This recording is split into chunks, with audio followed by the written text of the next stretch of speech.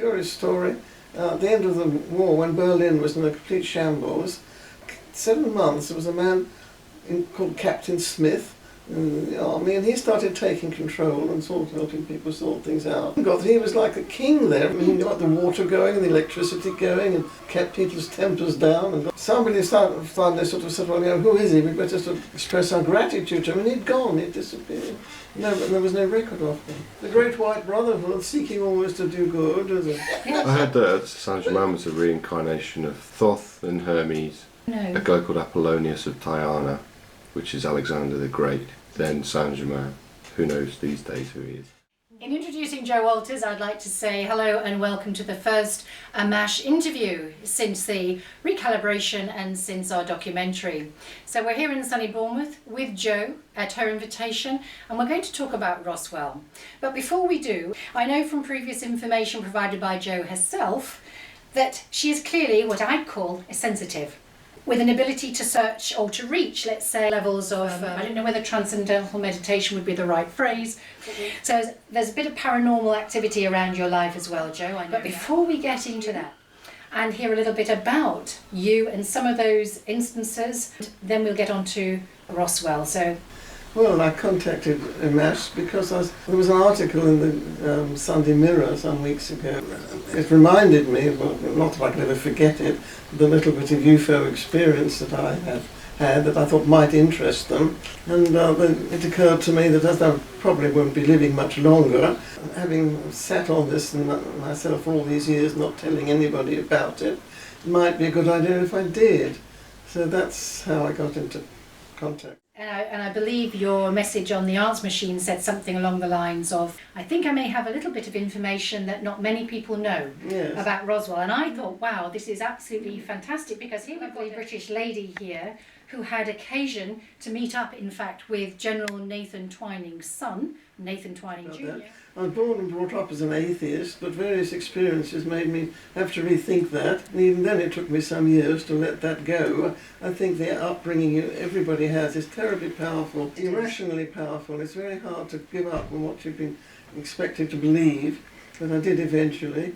I've had a near-death experience, an NDE, which I think ought to be called the DDE, because it's definitely death experience. It's so wonderful. I mean, it was a blissful consciousness beyond anything you know in this life, and I've had one or two of those.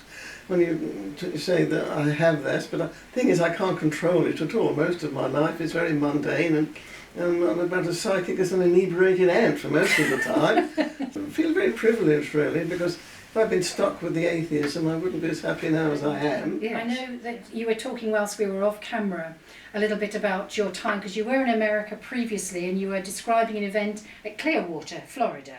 Can you tell us a little bit about that? That was just, I would love to know whether anyone else has seen something of a UFO that resembled this one, because I was 8 stories up in my flat, so I had a huge amount of sky, and the buildings were quite down far below me, and there was a canal coming in, and then more buildings, and I looked down on, and I was over there, just walking past the window, and I saw this strange white shape coming up from the bungalows down below, and it was only a few days after the July fireworks, so I thought it for a moment, oh, it's boys with fireworks left over, this must be something to do with them.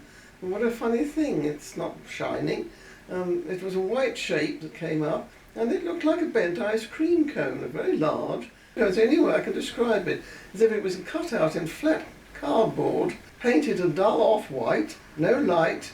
Like a 2D shape. No 3D, absolutely flat, and it seemed to move almost as if it was being taken up by something else. It didn't seem like it was driven by an engine, but of course it must have been. And it came up in an arc until it was right high in the sky and I could look straight at it. Then it turned into a very bright light, and I looked at that. I was longing to tell someone, and then it just started going away into the distance, and very quickly. And that was the end of that one. And that what I expected was that other people must have seen it. My first thought was a comforting thought. Well, I can't be the only one that's seen this. After all these windows up here, there's people above me. Somebody must be looking out of the window in this building. Never mind anywhere else. But there was nothing. I tried, no news of it in any source at all. Nobody seemed to have seen it. So big, really. Jo, you provided me with some written details about your early life, which were very interesting, and thank you very much for doing that. because you were saying in the material that from a young age you were able to get into these other states of extreme daydream. Yes, which I didn't take a lot of notice of. I was a coward, terrible little coward, and therefore every playtime I tried to hide, mostly in the lavatories, but if it was a nice day I preferred to be outside. And there was a woodshed at the bottom of the garden of this particular school, so I discovered this and I found an old bench round there, and I used to go and sit on that to get out everybody's way. And I did find that sometimes I never heard the bell at the end, and I'd come out of a sort of state I was in and wonder what time it was and go into the class and get to telling off. And then I also noticed that I used to feel happier when I came out, that there was a sort of serenity that wasn't me. Because I was a far from serene child. Didn't think anything more about it really, because I didn't have any memories of what happened. And then much later on, I was very glad I had that experience, because I was reminded of it when my half-sister, who'd become a nun, realised that my parents hadn't baptised me, and she came charging towards me out of a little side room in her convent, saying, "You haven't been baptised, you'll burn in hell forever if you don't persuade Mother to baptise you." And so I had to stick with this, and I had a terror of fire, absolute terror of any sort of physical pain and of fire. We went to have tea with a relation, and normally there were lovely cakes there, which I thoroughly enjoyed, and God, I was trying to get these cakes down, and I couldn't. It was awful, because I felt so terrified and awful. And I said, could I go in the garden? Just felt I wanted to be outside. And when I got out there and I sort of held this idea of burning in hell forever, what that would mean. And then I got this, I don't know how to describe it, it was like an indignant voice, but it wasn't really a voice, it was an essence, telling me, how could I be so stupid? You know? How could I be so insulting to God? And there was this sense of, I am God, I am love, I am all love. It's as if God himself was insulted by the idea of burning in hell. It was a tender voice, but it was indignant, but it transformed me. The abyss of terror to a most wonderful, serene bliss. And I immediately linked with being behind the woodshed. For a moment, it was as if I was sitting behind the woodshed. No fear of hell after I was walking along a place called St Mary's Terrace in Kensington. It was quite a long walk along before I got to my new place. There were no cars, nobody about, nothing. Those houses on my right-hand side, there were shabby gardens. Been some time after the war, but they don't seem to have done any reconstruction much there. Gardens were in a mess. When I saw this group of youths suddenly strung across my path from lamppost to wall, I remember that I had read that a few weeks earlier a woman had been found raped and murdered in one of the cellars in St Mary's Terrace. And I got my first thought, what a fool I am to be coming along here at midnight. Why didn't I remember that? Why didn't I think of that? But anyway, there they were, strung out, jeering and looking. So you'd have been about what age, evil. In my 20s, 26 I think. And anyway, my first thought was colossal fear. There they were, and I'm an awful coward anyway. I just prayed, oh God, take me over now, take me over now. With tremendous intensity. Nothing happened, I just had to go on walking along. So I thought, I can't turn and run, I can't run with suitcases anyway. So I went steadily towards them, and suddenly I just seemed not to be there, as though I was observing from somewhere else. Yet what I was feeling, I call it the eye that is not I when I write about it, completely confident, seemed to be tall, I seemed to be looking down slightly on these boys. The suitcases didn't notice their weight at all. I just felt strong, confident, invincible being, and walking to these boys, and I felt sorry for them. I thought, poor lads, they must be very unhappy to be behaving like this. To walk through them as if they were ghosts almost, and it didn't matter at all. I felt a crinkly sensation over my face, and I had this sensation of being bigger and taller. As I got to them, their faces became really frightened. They looked very frightened of me, and they just parted. And I walked through, and after I'd gone some way down, I felt myself coming back into myself and being me again. And one of these lads shouted after me, carry your case, miss. And so I turned to them and said, no, thank you. So I never, of course, knew their end of it, but I'm sure something upset them. And I just had this wonderful experience. It's not I wish I could be that person all the time. That's wonderful. So now we'll skit on. Thanks for sharing those things, Joe. For some reason, I always thought when I was young that I was here for a purpose, and it was a big purpose, a good purpose, an important purpose. I've done nothing with my life. I'm more of a failure than average, and it hasn't happened. But that sense, I've always had these moments where I'm not at all psychic, but if my life's in danger, then remarkable things happen. That was just one of them, the 3 or 4. As if I was meant to be preserved for something. But here I am at this advanced age and nothing, so I don't know, maybe it's the next life, I don't know. Or maybe it's this interview. You never know, you never know. And I would also suggest that anyone in their childhood or teens who just want to know what to do about religion and what to do about God, if they would just suspend disbelief for a few months and pray every night, "Oh God, if there is a God, help me to find you," because that's what I did. That's what I did when I was about 13 or 14. I did that for a time. Because I was trying, I was a communist, and young communist, and yet I had all these doubts. And that, it worked for me. Things happened after that, things got going. It had, to some extent, they had before, of course, but it did really help. I would think anybody who prayed that prayer would be answered. Well, we know there's been a lot of research work done on the power of prayer. Yes. Specifically, Yes. Larry Dossey springs to mind, and they've done a lot of research from people praying over bacteria just for the wellness of the bacteria, and the bacteria have developed as it would in its normal way, but better, bigger, more of it. And it's the same for any prayer. There is scientific evidence to prove that prayer works. Yes, I know The that. positive There have thing. been various.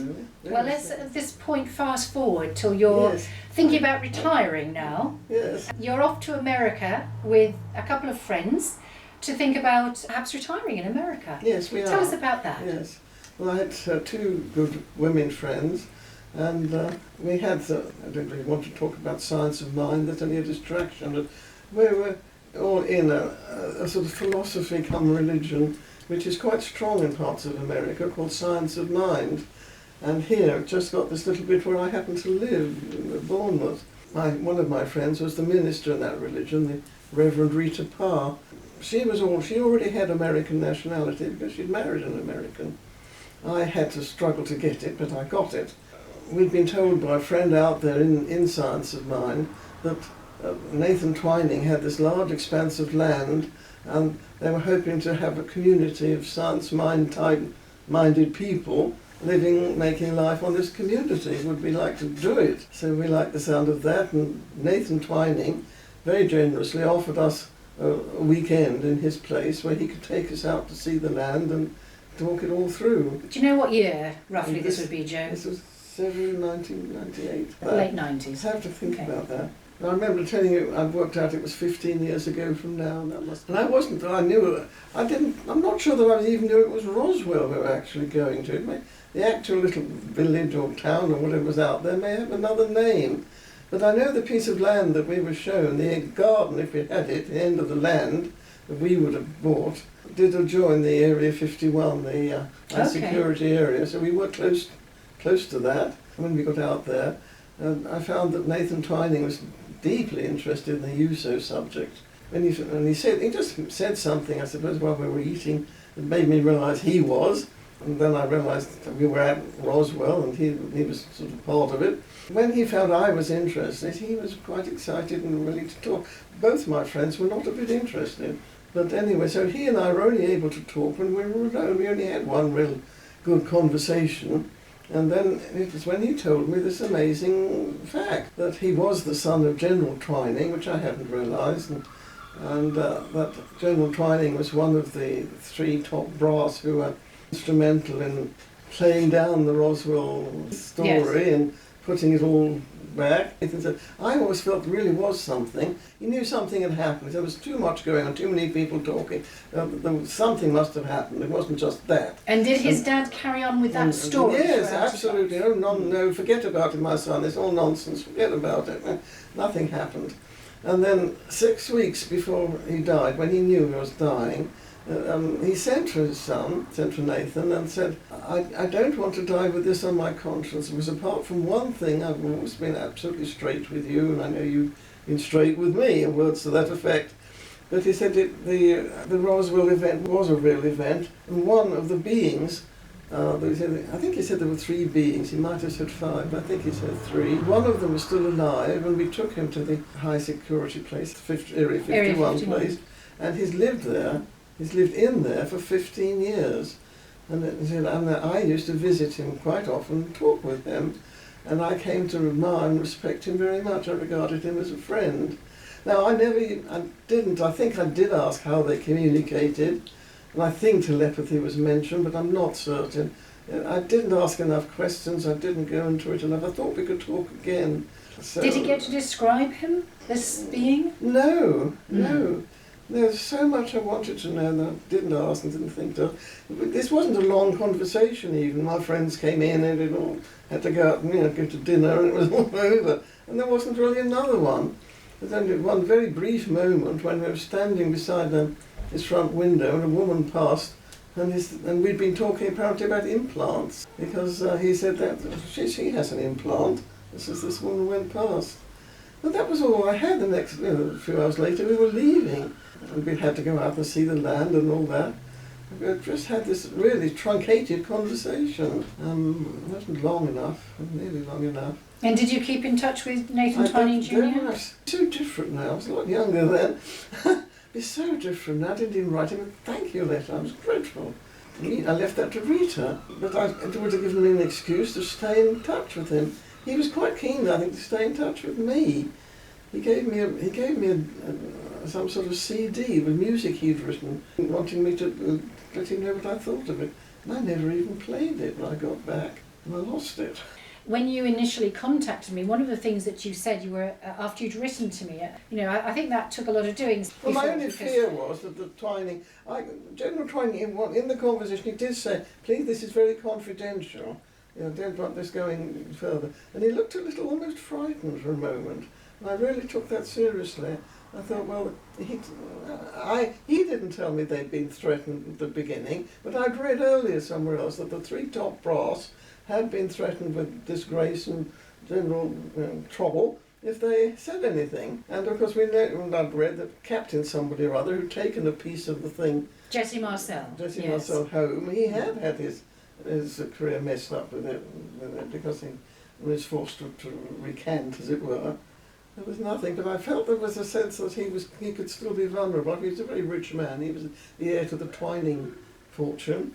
As in the tea. In the tea, yes, the Twining's tea. And so I waited all this time, and even now I've tried to find out and make sure that nothing could happen there. Well, I did, as I told you, Joe, reported to you, I made 1 or 2 inquiries myself to find out if Nathan was still alive. I don't know what age group he'd be, but I imagine he's probably around your age, around the sort of mid-80s area. Yes. And I was told that he was sort of not publicly accessible, or perhaps accessible at all. From what I understood from that was that he, maybe to do with age or health or both, that was the situation. Or something, yes. Maybe, but certainly not contactable or accessible. So. Yes. Yes, just to allay your fears. You could blame me for coming out with it after 15 years. That's all I was really concerned about. I think not, no, and that's absolutely correct. Our whole ethos is about disclosure with exposure. We're bringing material out and we're putting it out there for public, perusal, dissemination. He may have told quite a few other people, or other people may have done. I may be like the monk who invented the bicycle in 1920. It's all out there anyway. That's one of the reasons I contacted you. I thought you'd know. Well, I've done some research myself, but I see nothing at all that says that General Nathan Twining, the father, at all believed that there was, or not believed, stated that there was a crash. In fact, he stated there was no wreckage found. Although there is the Twining memo, which we know about, which said that these objects were not fictitious and not sort of some fantasy, they were real, which was written in 1947 in September, 3 months after the Roswell crash. He would have been well briefed and have met his now to be 15 years on buddy, the ET, that was sad we don't have any more information about. So clearly he knew quite a lot and was very much integral to it. And the fact that his son, Nathan Jr., was never told anything right up until 6 weeks before his bed makes this actually a deathbed confession But there must be other people who've worked in that high security place. Of all course. this, and goodness, they must have it. Well, the thing about this, Joe, is that you are not bound up by the Official Secrets Act. No. Neither am I. Yes, of course they all would be. wouldn't And Very they would conversion. be. Yes. And- Conversion, yes. And Nathan Jr. wouldn't be, perhaps, I don't know what his role was in life, I haven't looked at that, but the fact that he would be concerned 15 years or so ago would mean that he felt that there was some possibility of endangerment He did seem to one think way or so. another. He had a rank, and he wasn't Mr. Twining. Therefore, he did have some military or Air Force connections of Yeah. some kind. Yeah. Therefore, he might have been in the Official Secrets Act. That could be what was bothering him. Yes. That could Well, be I think it. this is amazing, and I would just like to say a very big thank you to Joe Walters for giving us your time. And Thank you very much. thank Well, you to Adam very for much. being behind the camera, and lovely day down here in Bournemouth in a sunny July weekend. So this is Amash, hearing for the first time about General Nathan Twining and his deathbed confession to his son, Nathan Twining Jr. You heard it here first. Well, thank you. Thanks, Joe.